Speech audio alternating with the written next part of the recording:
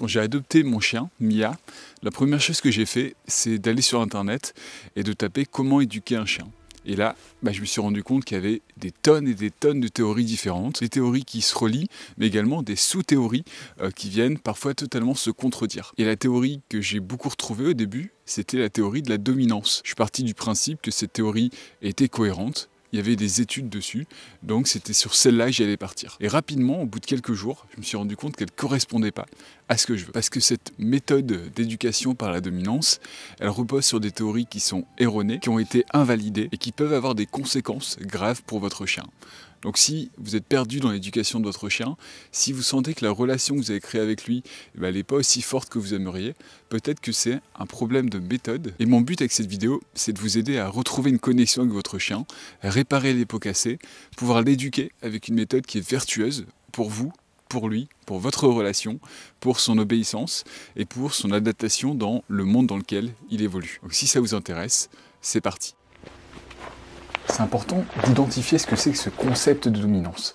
En fait, les personnes qui suivent cette théorie considèrent qu'un chien va toujours chercher à dominer des autres animaux, mais également nous-mêmes. Il faudrait donc qu'on arrive à rester l'alpha du groupe, le chef de meute, pour se faire respecter et obéir de notre chien. Et cette croyance, elle nous vient d'une étude qui a été réalisée sur une meute de loups qui était en captivité, et dans les années 40 ou 50. Et les résultats de cette étude, elle a été généralisée sur tous les chiens. Depuis, cette théorie, elle a été débunkée par plein de comportementalistes et des vétérinaires qui ont étudié ce sujet. Et si je dois résumer, on s'est rendu compte que le loup, il n'y a pas un loup qui domine la meute par la force. Et si on a eu cette impression, c'est parce que l'étude qui a été réalisée, c'était dans des conditions artificielles où les loups étaient exposés à beaucoup plus de stress que dans la nature. Le problème, c'est que du coup, cette théorie a voulu reporter ce concept sur l'éducation des chiens.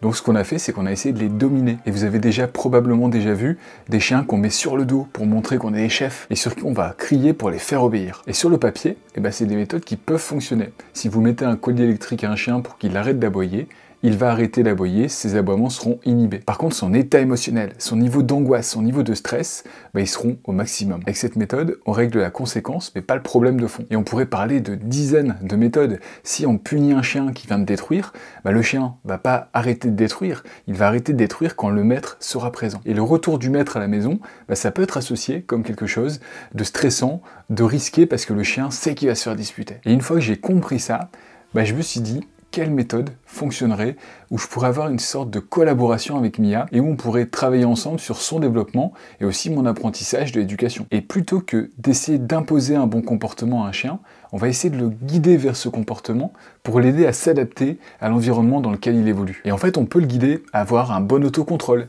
à gérer ses frustrations, à obéir aux commandes, que ce soit des commandes de base ou des commandes lorsqu'il y a des stimuli qui sont présents. Et si dans votre cas, votre chien, par exemple, n'est pas sociable, il ne supporte pas la présence de votre chien, on va le désensibiliser étape par étape, en se rapprochant, en ajoutant des difficultés pour aller à la vitesse de notre chien. Et cette désensibilisation, elle peut se faire en quelques jours, quelques semaines, quelques mois, peu importe le niveau de départ, on sait qu'à la fin, on aura un chien qui va mieux accepter la présence de ses congénères. Et pour que ça fonctionne, la base que j'utilise, qui n'est pas forcément la meilleure, mais qui est celle qui fonctionne pour moi, que j'ai pas inventé, que j'ai découvert et que j'ai essayé d'utiliser à ma manière, c'est l'utilisation du conditionnement opérant. Et l'idée derrière cette méthode, c'est que les comportements sont influencés par les conséquences. Donc ça permet de renforcer les comportements souhaités et de réduire ceux qui sont indésirables. Tout ça sans avoir recours à la peur ou à la contrainte. Donc ça, c'est la base qui peut fonctionner et sur laquelle on peut construire ensuite sa propre méthode. Et moi, ma base pour éduquer Mia, c'est principalement d'utiliser ça pendant des promenades éducatives. C'est-à-dire que les 3/4 de mon éducation va se passer lorsqu'on part en promenade.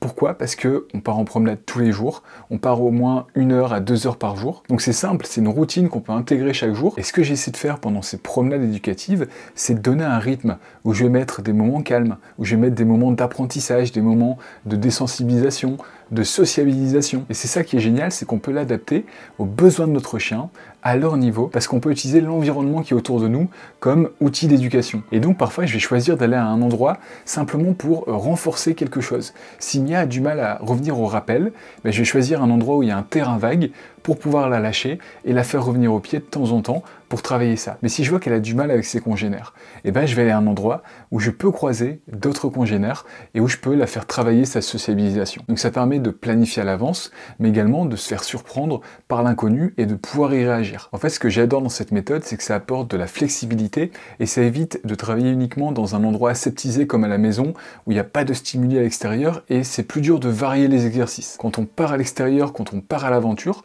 on renforce les liens avec nos chiens, mais surtout on peut jouer avec l'environnement qu'on a pour travailler sur plein de points en même temps. Donc bien sûr au départ c'est pas le plus simple parce que il faut commencer par les bases, mais si rapidement on sort en extérieur, eh ben je pense qu'on fait augmenter le niveau de notre chien de manière bien plus importante que si on était resté à la maison. Donc ça renforce nos liens, ça permet de travailler tous les jours, de créer une routine d'apprentissage, ça les stimule de manière physique parce qu'il va aller courir, on va les jouer ensemble, de manière cognitive parce que il va sentir tout ce qui est autour de lui, il va voir, il va écouter, il y aura des stimuli partout, et tout ça c'est des choses qui vont le nourrir, qui vont le faire se développer, qui vont permettre d'avoir un chien qui est beaucoup plus équilibré. Et contrairement à l'éducation par la dominance, ça évite d'avoir des problèmes de comportement. On travaille dans des environnements tellement diversifiés que notre chien il est parfaitement équilibré et en plus on peut ajuster au jour le jour parce que il peut arriver que notre chien d'un seul coup il développe un mauvais comportement parce qu'il a eu une peur, parce qu'il y a quelque chose qui l'a surpris. On peut travailler directement dessus et régler le problème rapidement. Et tout ça c'est aussi un bon moyen d'éviter les problèmes de comportement à la maison, que ce soit les aboiements, la destruction ou les problèmes de propreté. Donc voilà la méthode que j'utilise pour éduquer Mia, j'espère que ça vous aura aidé. Si vous êtes contre cette méthode ou vous n'êtes pas du tout d'accord avec moi, n'hésitez pas à me le mettre dans les commentaires pour qu'on échange ensemble là-dessus. Quelle méthode vous utilisez et pourquoi vous trouvez qu'elle est meilleure que la mienne. D'ailleurs, je vous rappelle que mon programme sur l'anxiété de séparation, il est encore disponible jusque jeudi. C'est un programme qui vous aide à avoir un chien plus confiant et qui est capable de rester à la maison sans faire de bêtises. Si ça vous intéresse, c'est en description de la vidéo. Moi, je vous remercie d'avoir regardé cette vidéo et je vous dis à dans 2 jours où on sera probablement à l'extérieur, même si aujourd'hui, il faisait un peu trop froid pour filmer dehors.